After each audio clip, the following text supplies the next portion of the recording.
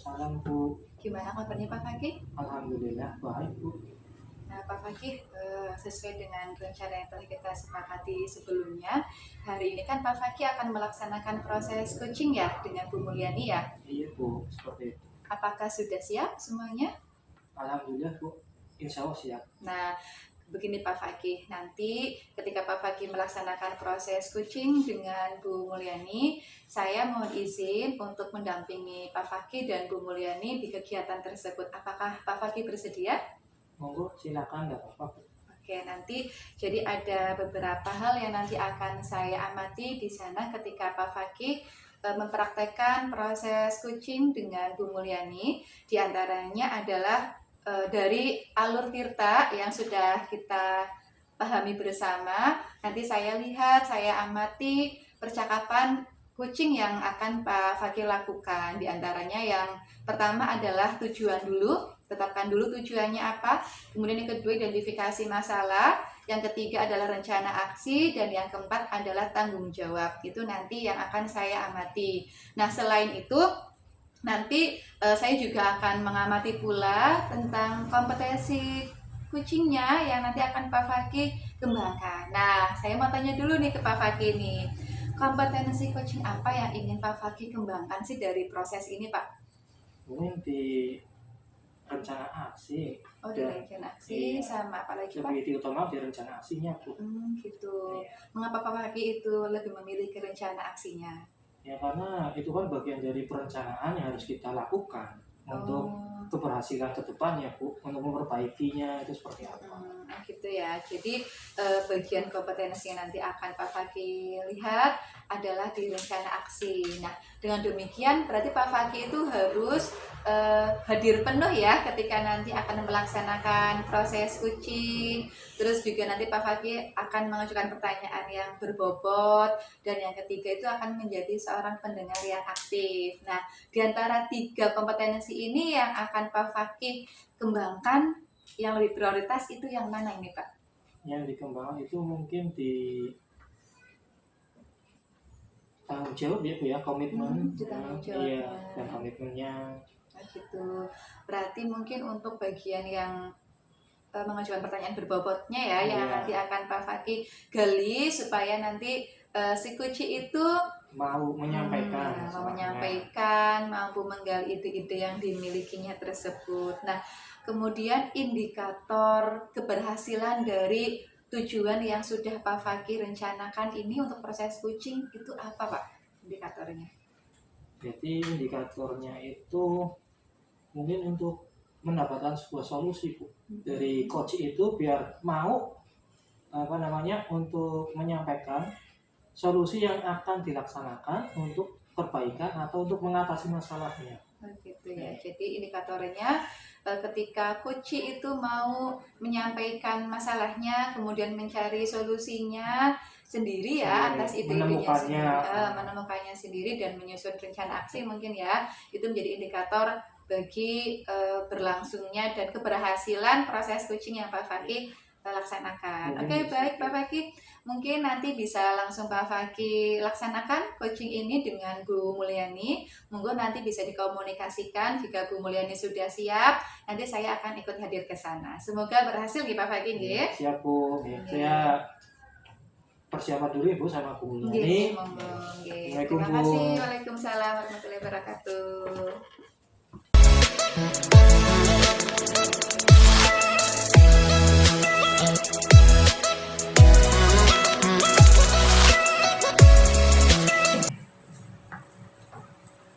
Assalamualaikum Bu Yani. Waalaikumsalam Pak.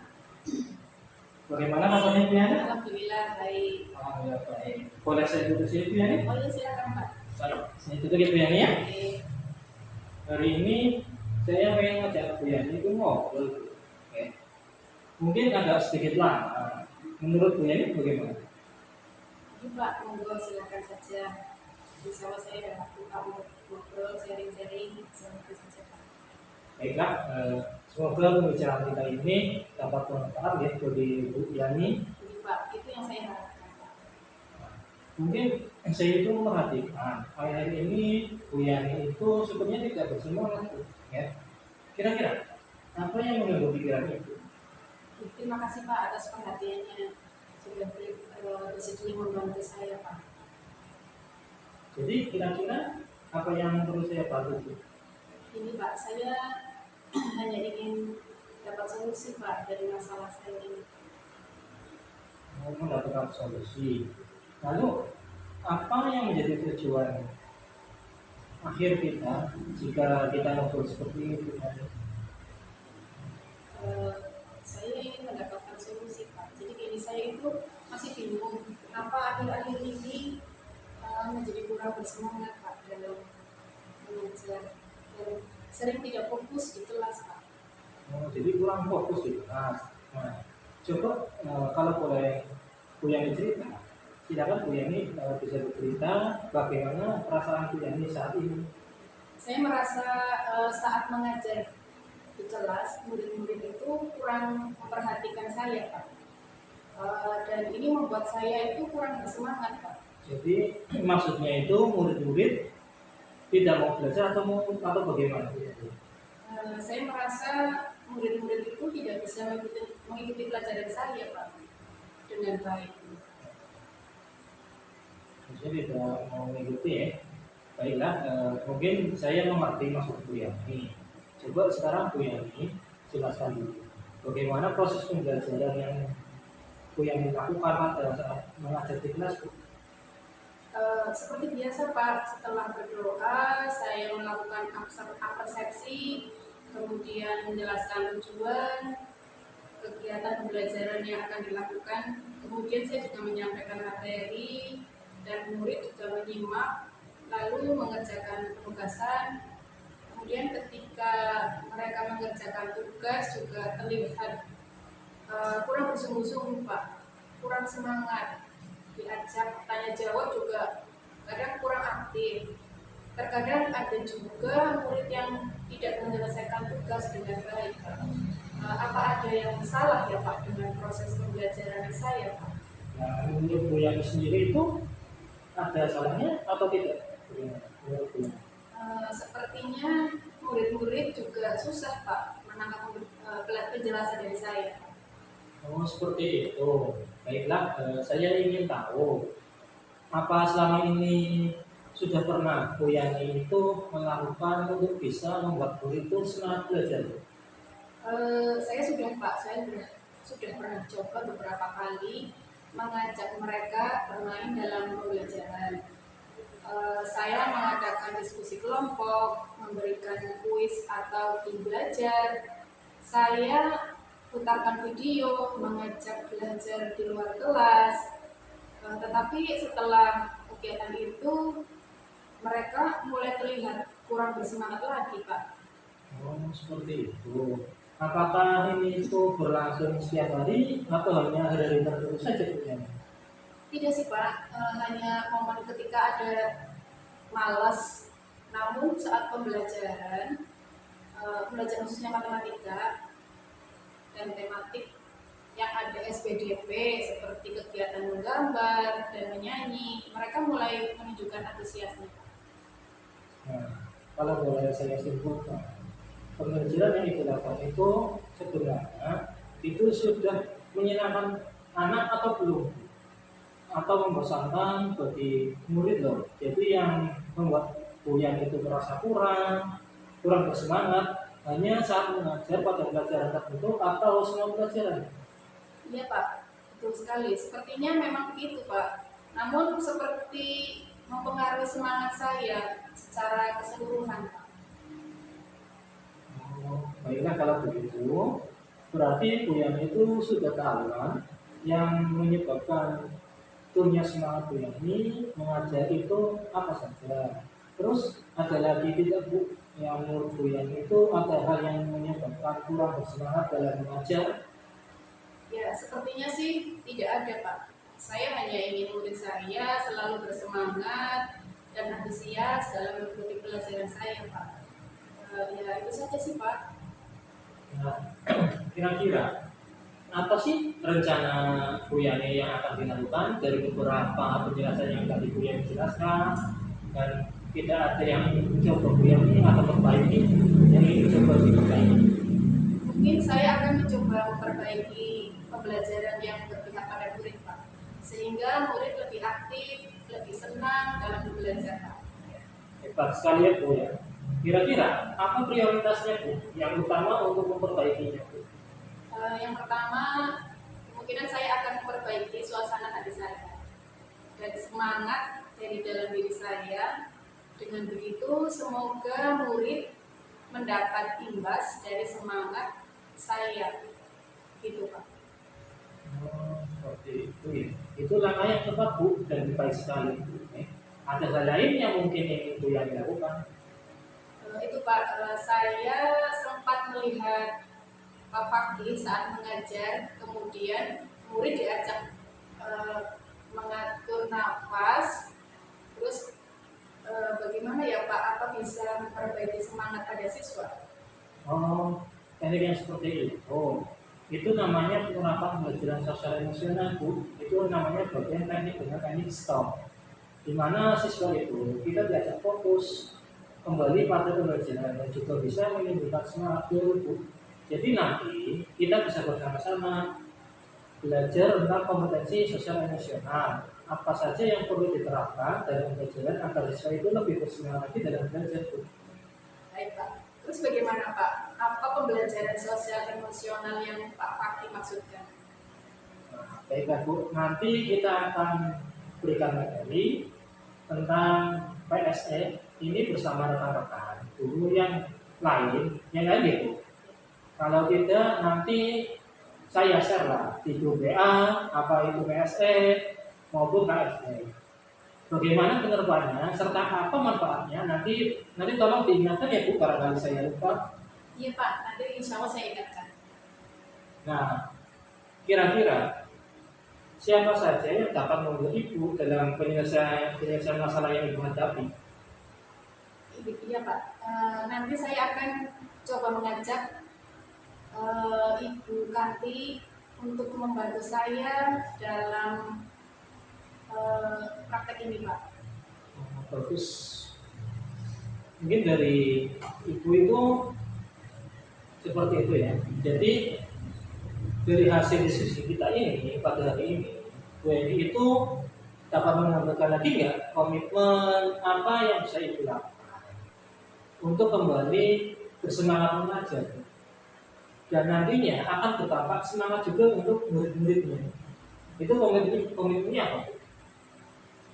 Yang pertama, saya akan memperbaiki suasana hati saya dahulu Pak.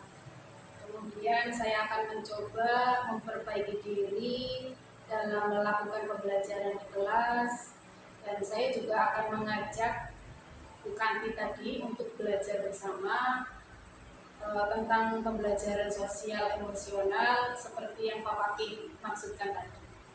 Nah, itu bagus sekali Bu ya.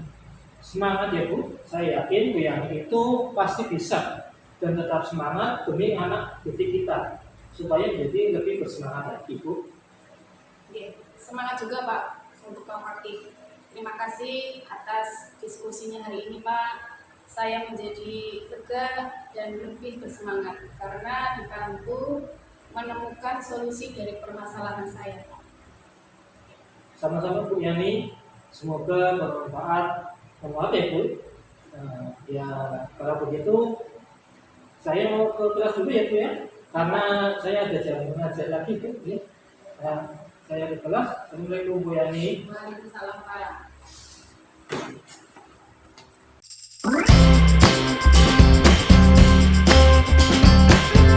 Selamat siang Pak Fakih. Selamat siang Bu. Nah, tadi sudah ya melaksanakan coaching nih Alhamdulillah dengan Bu. Bu Yani. Bagaimana perasaannya Pak setelah melakukan coaching? Yang pertama itu mungkin sebelumnya itu saya merasa masih ragu-ragu Bu ya. Setelah saya melaksanakan coaching dengan Bu Mulyani, mungkin saya akan terbiasa menjadi coach. Mudah-mudahan menjadi coach yang baik. Iya, amin amin. Nah, tadi dari yang sudah melaksanakan proses coaching, apakah sudah dilaksanakan dengan baik coaching tersebut?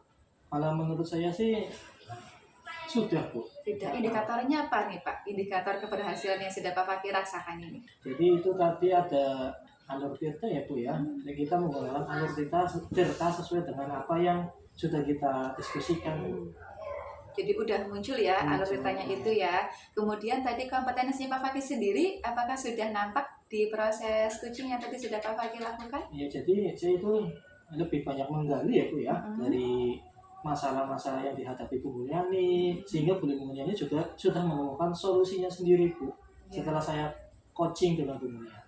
Oh gitu, ya tadi memang saya juga mengamati bahwa Pak Fakih itu sudah berusaha ya untuk menggali pertanyaan-pertanyaan yang berbobot, mengajukannya ke Bu Mulyani sehingga Bu Mulyani itu bisa menyampaikan ide-idenya sendiri terhadap permasalahan yang sedang Bu Mulyani hadapi. Nah gini Pak Fakih, ada beberapa catatan mungkin yang tadi sudah saya tuliskan ya ketika saya melakukan observasi pada proses coachingnya Pak Mulyani dengan Pak Fakih dan Bu Mulyani. Yang pertama itu tadi Pak Fakih sudah memberikan perhatian penuh, sudah hadir penuh di sana, bagus sekali Pak Fakih. Kemudian yang kedua tadi pertanyaan yang diberikan sudah berbobot dengan banyak menggali potensi-potensi dari coaching dari Bu Mulyani sendiri. Kemudian yang ketiga Pak Fakih juga bisa menjadi pendengar yang aktif. Nah tetapi mungkin untuk yang perlu ditingkatkan, tadi saya sedikit menangkap bahwa Pak Fakih itu memberikan asumsi. Nah, memberikan asumsi kepada Bu Mulyani. Jadi Pak Fakih itu menganggap Bu Mulyani itu kok seperti kurang bersemangat kayak gitu. Nah, mungkin untuk proses coaching berikutnya asumsi tersebut bisa dikurangi atau mungkin bisa dihilangkan itu. Untuk yang tadi pemberian judgement tadi sudah tidak ada, kemudian asosiasi juga tidak ada. Nah, kemudian tadi di awal ketika kita sebelum melaksanakan proses coaching itu Pak Fakih akan mengembangkan keterampilan mengajukan pertanyaan yang berbobot, terutama pada rencana aksi dan tanggung jawab. Tadi sudah saya lihat Pak Fakih sudah mampu untuk melaksanakan itu, dibuktikan dengan rencana aksi dan tanggung jawab yang nanti akan Bu Mulyani lakukan. Gitu nggih Pak nggih. Kemudian kira-kira dari Pak Fakih sendiri nih, refleksi dari Pak Fakih sendiri, potensi coaching mana yang ingin terus Pak Fakih latih lebih jauh? Itu sebagai coach atau sebagai coach? Sebagai coachnya. Sebagai coachnya. Mungkin dalam penggalian ya Bu ya, karena mungkin juga permasalahan itu kan masih banyak. Jadi perlu kita gali lagi, kita kompetensi penggalian masalah supaya si coach ini mau menyampaikan atau menemukan solusinya sendiri. Gitu. Jadi masih fokus pada bagaimana kita menggali pertanyaan yang berbobot gitu ya. Baik Pak Fakih, nanti mungkin di lain kesempatan kita bisa ngobrol lagi. Saya mengucapkan terima kasih banyak kepada Pak Fakih, tadi sudah melaksanakan proses coaching dengan sangat bagus. Harapannya nanti bisa ditingkatkan lebih baik lagi. Seperti itu mungkin ya Pak ya. Terima kasih Bu ya. Terima kasih Pak Fakih, sehat selalu. Iya. Iya.